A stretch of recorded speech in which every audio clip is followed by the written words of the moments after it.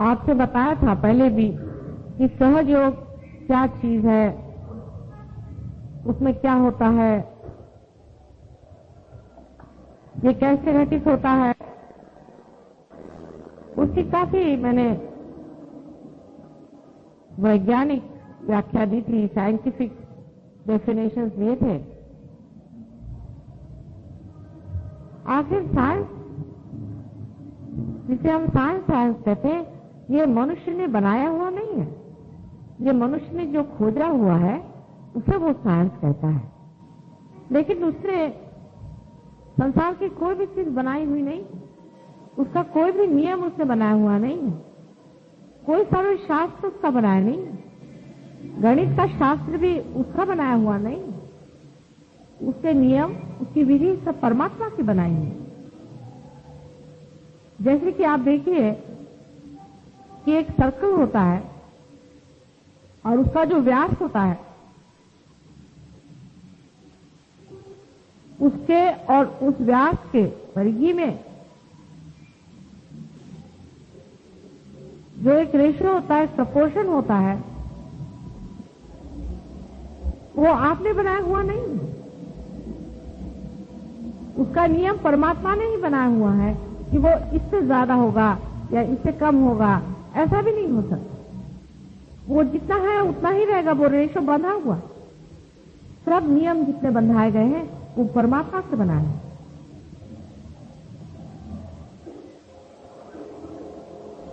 आप लोग मुझसे, बहुत से लोगों ने मुझसे पूछा है कि माता जी आप 3.5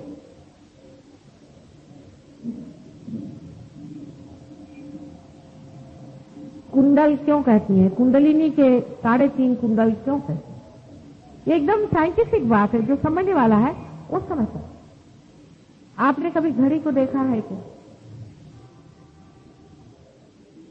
घड़ी में आप देखें तो सर्कल का जो व्यास होता है, जिसको कि आप डायामीटर कहते हैं, और जो सर्कमफरेंस होता है, तो अगर वो 7 हो तो ये 22 होना पड़ता है, उससे ज्यादा नहीं होगा, कम नहीं होगा। ये 7 होगा तो वो 22 हो। उसका रिलेशनशिप हमेशा 22 से 7 में होगा और उसका नाम एक कोएफिशिएंट बना के पाया बनाए। ये साइंस। न तो 7 से वो 8 होगा, अगर 8 होगा तो उसी प्रोपोर्शन में होगा, हमेशा एक ही प्रोपोर्शन है। अब 7 क्यों है डायमीटर? जब बिंदु में से, मध्य बिंदु में से जब डायमीटर गुजर जाता है तो उसे 7 होना पड़ता है।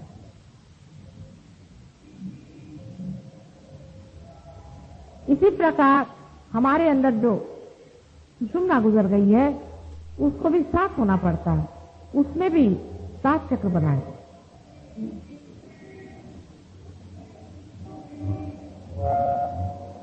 और उसमें 3.5 इसलिए होना पड़ता है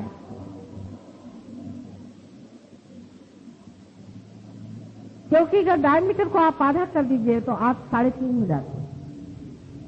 अगर आप 3.5 वलय बनाए, उस पाया के रेशो में अगर आप 3.5 वलय बनाए, एक के ऊपर एक, एक के ऊपर एक, कुंडलिनी जैसे, और बीच में से अगर आप लकीर खींच दें तो उसके बराबर 7 टुकड़े हो जाएंगे, लेकिन वो 3.5 वलय होगा। है कोई यहाँ साइंटिस्ट, मैथमेटिशियन? है, बरोबर है कि नहीं?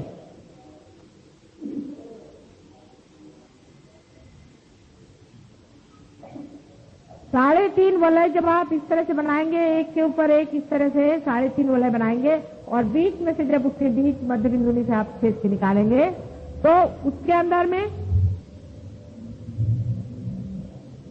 7 जगह वो कटेगा, और इसीलिए अपने अंदर 7 चक्र।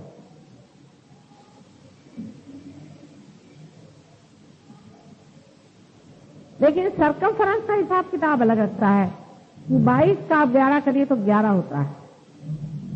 देखिए कितना गणित, हर एक चीज का कितना गणित आप देखिए कि जो मध्य में चीज चलती है वो 7 के हिसाब से चलती है, और जो उसके प्रकाश में चीज चलती है उसका जो प्रकाश होता है वो 11 के हिसाब से। अपने यहाँ अगर किसी को रुपया देते हैं तो 11 देते हैं। अब आपको समझ में आया होगा कि 11 का क्या महत्व है। हमारे शास्त्रों में जो चीजें लिखी हुई हैं ये अनादि है।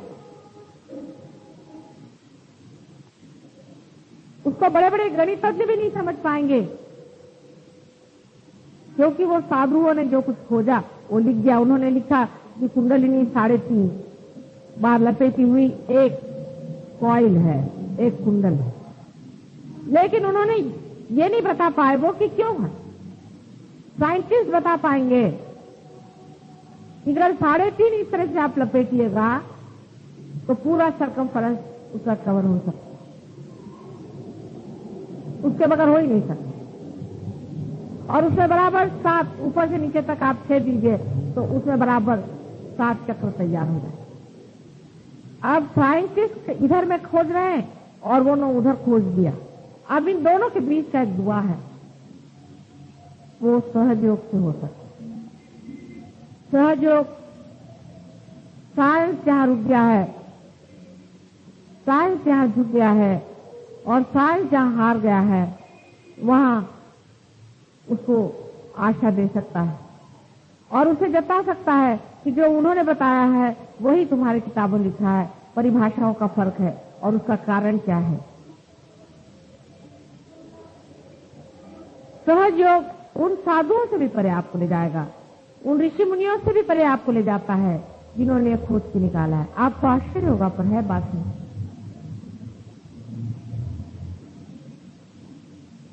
हमने बहुत बड़े साधु योगीराज देखे हैं, वो ऐसे यहाँ पैसा ऐसा इकट्ठा करते नहीं फिरते हैं। वो बहुत बड़े जन हैं, अपने संसार से बाहर रह करके और संसार की वाइब्रेशन से सेवा करें। किंतु हमने अभी तक किसी ऐसे एक आदमी को नहीं देखा है कि जो आप लोगों जैसे कुंडलिनी को उठा सकता एक इशारे, सिवाय गणेश जी छोड़। गणेश जी के हाथ में जो एक छोटा सा सांप होता है वही आपकी कुंडलिनी का प्रतीक। सिवाय गणेश जी छोड़ के और आप लोग जो कि मेरे बेटे हैं और मेरी लड़कियां हैं और जो मेरे सहस्त्रार से पैदा हुए हैं, मैंने किसी को नहीं देखा है कि जो कुंडलिनी को इशारे पर खड़ा करते। बात सही। इसमें बहुत से लोग ये कहेंगे कि साहब ये कैसे, इन लोगों ने इतनी मेहनत करी, इतना किया, ये कैसे। एक पते की बात आपको बता देंगे कि राजा का मंत्री होता है, वो सब कुछ जानता है कि राज्य को कैसे चलाना है और वो सारा राज्य का कारभार संभालता है, सब कुछ है। लेकिन जो घर की लक्ष्मी होती है, रानी होती है, वो अपनी चाबियां अपने बच्चों के हाथ में देती है, लेकिन मंत्री के हाथ में नहीं देती। होंगे पढ़े लिखे, बहुत विद्वान होंगे बहुत पहुंचे हुए पुरुष, लेकिन मेरे सहस्त्रार से पैदा जो नहीं हुए, जब तक वो इस बात को मान नहीं लेते कि वो मेरे बेटे नहीं है, उनको अधिकार नहीं मिल सकता और मिला नहीं। इसके लिए बहुतों ने मुझसे सवाल जवाब किए हैं, अपने शिष्यों ने भी, कि माता जी हम उनके पास गए थे, उस गुरु जी के पास गए थे, वो इतने बड़े आदमी हैं, आप भी उनको मानती हैं, पर उनको तो ये काम नहीं आता है जैसा हमें आता है। हमें सब मालूम है कि कौन सी चक्र कहाँ पकड़े होते हैं, कहाँ कैसे होते हैं, और हम लोग तो यूं कर ऐसा हाथ कर देते हैं तो चक्र दूसरे के छूट जाते हैं और हमारे इशारे पे हजारों की कुंडलिनियां उठती है और हम सबको पार करा देते हैं। ये कैसे? वजह यह है कि तुम सब मेरे सहस्त्रार से पैदा हो। एक और ऐसा इंसान है ईसा मसीह, जो कि मां के हृदय से पैदा हुआ था, उसको भी अधिकार था, लेकिन वो समा भी ऐसा नहीं था जो ये काम कर सकता। और आज वो समा भी आ गया और तुम लोग तैयार भी आ गए हो। अब तुम हो सकता है कि तुमको, हम तो सामान्य लोग हैं, हम अत्यंत सामान्य हैं और हम कैसे ये काम कर सकते हैं पता नहीं, लेकिन करते तो हो ना। इसमें तो कोई शंका तो नहीं तुम लोगों को कि तुम अब सबकी कुंडलिनियां देख सकते हो, जांच सकते हो और समझ सकते हो कि किसका हृदय चक्र पकड़ा है, किसका क्या पकड़ा और कैसे उसे निकालना और कैसे ठीक है। हजारों बीमारियां और दुनिया भर की चीज तुम लोग निकाल करके फेंक देते हो। और इन लोगों को देखिए, मैंने बड़े बड़े महंतों को देखा, कहते भाई वहां गए थे तो हमने भी लखवा मार दिया क्योंकि हमने किसी का लखवा ले लिया। तुम्हें न लखवा मारता है न कुछ नहीं मारता है। जब से तुम लोग पार हो गए तुम्हारी तंदुरुस्ती ठीक होती रहती, और अगर किसी की खराब हो भी जाए जरा तो फिर वो यूं ठीक हो जाए, ठहरती नहीं। ये तुम लोगों के अनुभव हुए हैं। इस पर राहुरी में भी मुझसे प्रश्न हुआ था, वहां मैंने इतने ओपनली बात नहीं कही, लेकिन बात यह है कि तुम मेरे सहस्त्रार से पैदा हो, मेरे सर से मैंने तुमको पैदा किया हुआ, इसलिए तुम्हारे लिए विशेष अधिकार, तुम लोग विशेष अधिकारी हो। मानती हूँ कि बाकी जो लोग हैं वो भी सहयोग से पार हुए हैं, बड़े बड़े साधु संत भी सहयोग से पार हुए हैं, अवघड़ क्रियाएं करके हजारों वर्ष तपस्या कर देखी है, लेकिन उनके अंदर अभी तक एक्सेप्टेंस नहीं है मेरा। आज आपसे मैं खोल कर कह रही हूँ कि जब तक आप मुझे एक्सेप्ट नहीं करिएगा तब तक ये काम नहीं है। मैंने ये बात पहले नहीं कही। जैसे कि कृष्ण ने कहा है कि सर्वधर्माणाम परित्यज्य मामेकम शरणं व्रज, ऐसी ही मेरी भी बात है। जैसे कि क्राइस्ट ने कहा था कि I am the light, I am the path, वही मेरी बात है, I am the destination not only the path. लेकिन मैंने आज तक ये बात आप लोगों से कही नहीं थी, इसलिए क्योंकि पिछले अनुभव इतने खराब रहे, इसी वजह से मैंने बात नहीं की। आप लोगों को मेरी शरणागत लेनी पड़ेगी, मुझे मां मान्य करना पड़ेगा और मुझे बेटा बन करके जीना, उसके बगैर आपका कार्य नहीं हो सकता। इसी एक छोटी सी वजह के कारण आप लोग इस दशा में पहुंच गए हैं कि बड़े बड़े संत महात्मा लोग हार गए, लेकिन वो नहीं पा सके। एक तो मेरा साक्षात उनसे नहीं हुआ, और दूसरी चीज कि अभी उनमें वो अहंकार बना है, जिसकी कार्य ही नहीं, क्योंकि वो अनजान में पार हो गए, उनको पता ही नहीं हुआ कि उनकी मां को। लेकिन तुमने मुझे जाना है और तब तुम लोग पार हुए हैं। ये समझ के रखो कि जरा सा भी तुमने इधर उधर कदम डगमगाया, वाइब्रेशन तुम्हारे छूट जाते हैं। तब तुम कहते माता जी यदि ऑल परवेडिंग है तो वाइब्रेशन कैसे छूट जाते? ऑल परवेडिंग में भी कहां से वाइब्रेशन जाते हैं, सोचना पड़ता। आप लोग कहीं भी रहे, किसी जगह भी रहे, जिस वक्त आप सहयोग के विरोध में एक अक्षर भी बात करेंगे, आपके वाइब्रेशन हाथ से छूट जाएंगे, और उसके बाद आप जो भी कार्य करेंगे, जिस भी कार्य में आप रहेंगे, उसमें भूत आपका साथ देंगे, मान नहीं देने वाले। मैंने ऐसे भी लोग दिए हैं, देखे हैं, जो मेरे यहाँ आते हैं, उसके बाद वो थोड़े दिन वाइब्रेशन लेते हैं, और उनके ऊपर जब कुछ भूत बाधाएं चल जाती तो वो भूत बाधा का काम करेगा। उनका ढंग और हो जाता है, उनका तरीका और हो जाता है, उनका बताना और होता है। फिर वो कुंडलिनी नहीं देखते हैं, वो ये बताते कि घोड़े का नंबर कौन सा है, तेरे बाप को क्या हो गया, तेरी माँ को क्या होगा, असलियत पे नहीं आते। ऐसे अनेक लोग हमारे इस सहयोग में आए और बिछुड़ गए, थोड़े दिन रहे, बिछुड़ गए, फिर उन्होंने थोड़े दिन काम वाम किया इस तरह का, बड़े अपने को साधु गुरु महात्मा समझ करके काम किया, और उसके बाद देखा ये गया कि उनके ऊपर बाधाएं जम गई और वो बहुत ही नुकसान और तकलीफ में फंसे। इसलिए एक बात आप जान लीजिए कि सहयोग के विरोध में बात करने से मैं चाहे आपको माफ कर दूं, लेकिन परम पिता परमात्मा आपको कभी नहीं माफ। हमारे घर में मेरी अपनी लड़की का मैं आपको बताती हूँ कि एक दिन जरा सी गुस्सा हो गई मेरे ऊपर में, फौरन उसके कान में से गरम गरम हवा निकलने लगी। उसे मैंने कहा तुम कान अपने रगड़ लो और कहो कि माफ कर दो, मुझसे ऐसी बात कहना गलत है। सहयोग के विरोध में तुमने अगर एक अक्षर कहा, हालांकि तुम मेरी अपनी लड़की हो, तो भी तुम्हें अधिकार, ये सबसे बड़ी अनधिकार चीज है।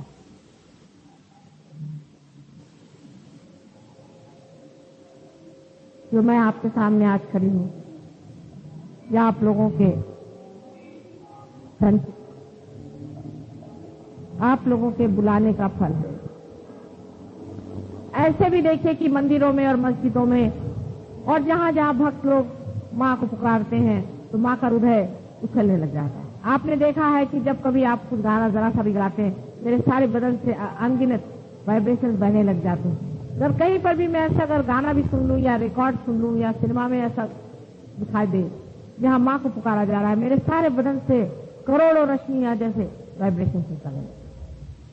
या आपने भी जाना होगा, आपने भी देखा हुआ, इस चीज को आप भी समझते हैं कि ऐसा मांगना होता है। आज वो समय आ गया है कि जब आप ही का मांगना, आप ही की चाहत, आप ही लोगों की पुकार साकार मेरे अंदर हो जाए।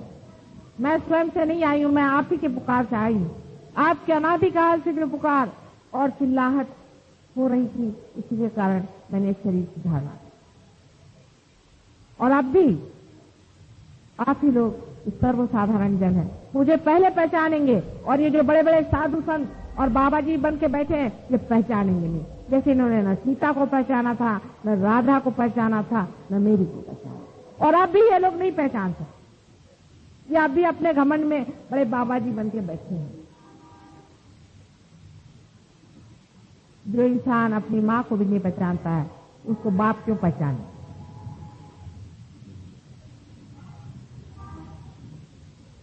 सहयोग को खिलवाड़ नहीं समझना चाहिए। सहयोग को एक साधारण चीज नहीं समझनी चाहिए। ये बड़ी अनुपम, अजीब सी, अजीब व गरीब चीज आई है। आपको कभी किसी किताब में ऐसा लिखा मिला गया क्या कि ये आपका चक्र अगर पकड़ जाता है तो ये विशुद्ध चक्र? क्या आपको कहीं पता हुआ है कि ये नाभि चक्र होता है और ये सहस्त्रार होता है? आपसे कभी भी किसी ने ये बातें बताई हैं क्या? आपको कुंडलिनी के बारे में किसी ने भी इसने खुल्लम खुला कोई बात बताई है क्या और दिखाई है? किसी ने भी इस तरह से संसार में आज तक हमने ही पहले कभी भी नहीं कार्य किया जैसे आज। लेकिन आप लोगों का आधा अधूरापन, इसको खत्म कर दें। आप जो लेने आए हैं वो बहुत बड़ी चीज, बहुत ही बड़ी चीज है। उसका अंदाज ही आज आपको नहीं है कि एक दिन आएगा, चाहे मेरे ही आंख के सामने आ जाए, चाहे बाद में आ जाए, जब संसार में ये पता हो जाएगा कि हम लोग अब एक नए आयाम में, डायमेंशन में उतर गए। लेकिन आप लोगों का आधा अधूरापन हो सकता है कि संहार की गति शीघ्र कर। धर्म का चक्र उल्टा घूम रहा है, ये आप जानते हैं और वो दिखाई देती। उसको सीधा घुमाने का कार्य सिर्फ सहयोग से हो सकता है। लेकिन जो लोग सहयोग में आ रहे हैं उनको अत्यंत धार्मिक, अत्यंत सच्ची और अत्यंत उदार चित्त होना चाहिए। धर्म की पूर्ण व्याख्याएं उनको सीखिए। सिर्फ वाइब्रेशन से नहीं होता है। बहुत से लोग मेरे सामने आते हैं तो बड़े जोर जोर से वाइब्रेशन उनके अंदर पहुंचते हैं और जब बाहर चले जाते हैं तो इसलिए नहीं। ऐसे तो हर जगह आना चाहिए आपको। ऐसी कौन सी जगह है जहां हम नहीं? हर जगह ये वाइब्रेशन आपके आने चाहिए और इतने बलवत्तर होने चाहिए कि किसी भी प्रकार के काले वाइब्रेशन इससे ऊपर नहीं, क्योंकि आप जीवंत हैं। अभी हम रांजनगांव के गणपति के पास गए थे, वहां हमने देखा रांजनगांव के गणपति को। उस गणपति में से बहुत थोड़े थोड़े वाइब्रेशन आ रहे और जो लोग हमारे साथ थे वो इतने आश्चर्य में हो गए कि जागरूक स्थान का है तो इसमें वाइब्रेशन से इतने कम आ रहे। मैंने कहा पहले तो ये बात सोचो तुम, इसको पहचाना किसने? ये जागरूक स्थान, ये मनुष्य की क्रिया है कि उसने पहचाना कि जागरूक स्थान है। वो कोई न कोई बड़ा भारी साधु संत रहा होगा जिसने वहां वाइब्रेशन देखे होंगे और कहा होगा कि जागरूक स्थान। फिर जब वो जागरूक पत्थर लाया गया, हो सकता है किसी ने उसमें शेप देने के लिए थोड़ा बहुत हाथ छुआया हो सकता, नहीं भी हो सकता, क्योंकि मनुष्य की अकल ऐसी अपनी जैसे दौड़ती है ना, उसको छूने की कोई जरूरत नहीं थी। उसके बाद में उसके अंदर जो पुजारी हमने देखे उनके सबके चक्र पकड़े, वो जितने भी पुजारी हैं उनके चक्र पकड़े हुए हैं और उस पर जो सिंदूर चढ़ाया था और उस पर जो बेरू चढ़ाया था वो सब पकड़ा। मनुष्य को इतनी अकल जरूर है कि ये जागरूक स्थान है, लेकिन इसकी अकल नहीं है कि अब भी इसमें से वाइब्रेशन पूरे आ रहे हैं कि आधे आ रहे हैं कि कौन से वाइब्रेशन आ रहे हैं। 3 चक्र उस मूर्ति के भी पकड़े हुए थे और मेरे समझ में नहीं आया। जब मैं जाकर अंदर में बैठी मंदिर में तो पंडित जी कहने लगे कि आप अंदर नहीं बैठ सकते, आप बाहर बैठिए और उसको हाथ नहीं लगा सकते। तो मैंने सोचा अगर इसको हम हाथ भी नहीं लगा सकते तो इसको हम क्या कर सकेंगे, तो मूर्ति ऐसी रह जाएगी। तो पीछे से गए, पीछे से जा करके उस मूर्ति की ओर हमने देखा और जा करके उसने अपना सर सहस्त्रारी जा करके लगा दिया तो उसके से अंदर से इतनी जोर से वाइब्रेशन निकल आती।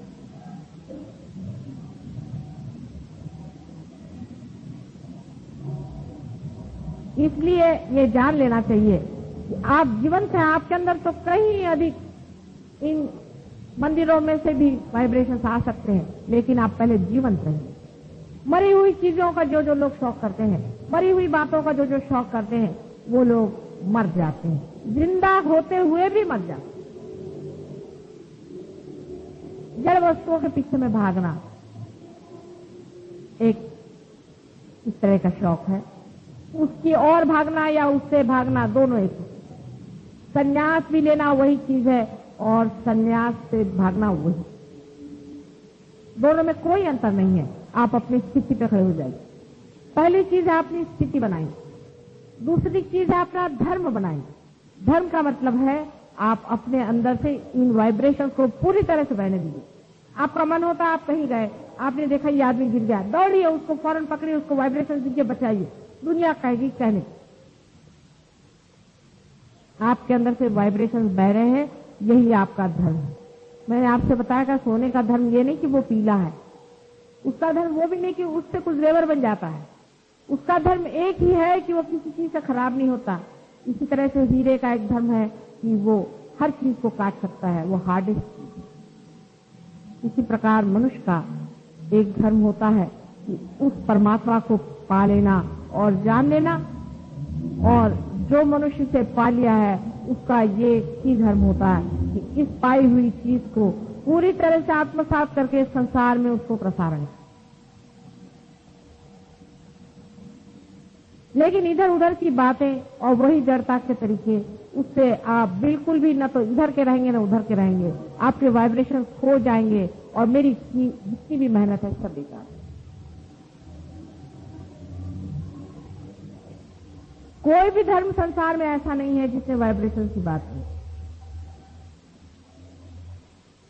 माने असली धर्म किसी ने भी ऐसा नहीं कहा है कि वाइब्रेशंस नहीं होते हैं। हर एक जगह इसे रूह कहते हैं, किसी वाटर ऑफ लाइफ कहते हैं, कुछ भी कहते हैं, लेकिन हर जगह इसका कहा है वाइब्रेशंस होते हैं। और हिंदू धर्म में तो साक्षात आप जानते हैं कि इसी पर न जाने कितनी विवेचना की गई है आदि शंकराचार्य ने भी। इसको कुछ पढ़ाया नहीं जा सकता, लिखाया नहीं जा सकता, समझाया नहीं जा सकता, ये होना होता है। बहुत से लोगों को होता नहीं, जो बहुत पढ़े लिखे अपने को विद्वान समझते हैं, ऐसे महामूर्खों को कुछ नहीं होता। मैं क्या करूं?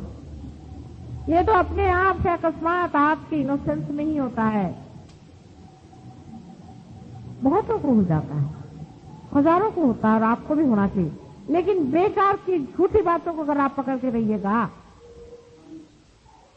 और अगर आप झूठी बातें करिएगा और झूठी बातों पे ही आप पूरी तरह से जमे रहिएगा, तो आपको जड़ बना रही है।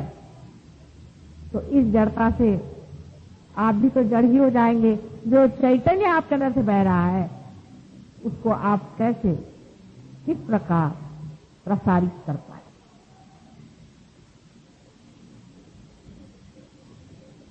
थोड़ा बहुत समय इसके लिए देना पड़ेगा, ऐसा मैं पहले कहती थी, ये बात सही है। लेकिन ये प्रायोरिटी चीज है, आपकी प्रायोरिटीज बदलनी पड़े। थोड़े दिन में आप इस प्रायोरिटी में जब आ जाएंगे तो इसका मजा आपको आएगा। सारे संसार के जितना सुख और मजा है, सारे संसार का जितना आकर्षण और सौंदर्य है, सारे संसार का जितना भी धन दौलत लक्ष्मी सब कुछ जो भी है, जो कुछ भी जिसे आप नॉलेज कहते हैं, जिसे आप ज्ञान करके समझते हैं, सबका स्रोत यह है। ये जानता भी है, प्यार भी करता है और सौंदर्य है। यही वो शक्ति है जिसके बारे में हमने हजारों बार पढ़ा है और हजारों बार इसके बारे में हमने जाना है। इसी शक्ति के सहारे सारी सृष्टि की रचना हुई है, आपकी रचना हुई है, और इसी के द्वारे आप भी उसको जानेंगे जो ये शक्ति। एक बहुत बड़ी बात है, वो धीरे धीरे फैलना चाहिए। इतनी बड़ी बात जल्दी नहीं फैल सकती। कोई सी भी जीवंत चीज है धीरे धीरे पनपती है। लेकिन मैं देखती हूँ जड़ जम गई है, उसकी जड़ बहुत गहरी जम गई है। अभी मैं राहुरी से होकर आई हूँ, मुझे बड़ी खुशी हुई कि वहां के साइंटिस्ट लोगों ने इसे बिल्कुल साइंटिफिकली प्रूव कर दिया। अपने पौधों पर, इस पर, उस पर एक्सपेरिमेंट करके एकदम साइंटिफिक चीज बना ली है। और वो कह रहे थे कि हम गवर्नमेंट से भी इसके लिए लड़ेंगे कि यही चीज सत्य है और बाकी सारे जितने भी असत्य है उसका नाम सत्य देने से वो सत्य नहीं है। आपकी अपनी शक्ति, आपकी अपनी शक्ति उस शक्ति से एकाकार हो जा रही है जो आपके अंदर बसी है। जैसे कि यमुना में बहुत से मटके रहते थे और उन मटकों में पानी रहता था। जब उन मटकों में छेद हो जाता था तभी वो पानी और मटकों का पानी एकाकार हो जाता था। उसी तरह से आपका भी हाल होना चाहिए। आप भी उसको उसी तरह से जाने और पाएं जैसे गोपी और गोप कृष्ण के जमाने में खोज रहे थे और जानने के प्रयत्न में थे। आज आपको वो चीज पूरी तरह से मिल गई। मैंने आपसे अनेक बार बताया है कि मैं गोप्त से गोपनीय है, इसकी जितनी भी गहराई की बातें हैं सब आपको बताने ही के लिए आई हूँ, लेकिन उसके अधिकारी हो गए। जिनका अधिकार नहीं है उनको ये बात नहीं बता सकती थी। इसीलिए जो बात आज मैंने सर्वप्रथम कही है इससे पहले कभी भी इसमें खोलकर कही। आप में से अगर किसी को कुछ प्रश्न पूछना हो तो एक दो आदमियों को पूछिए।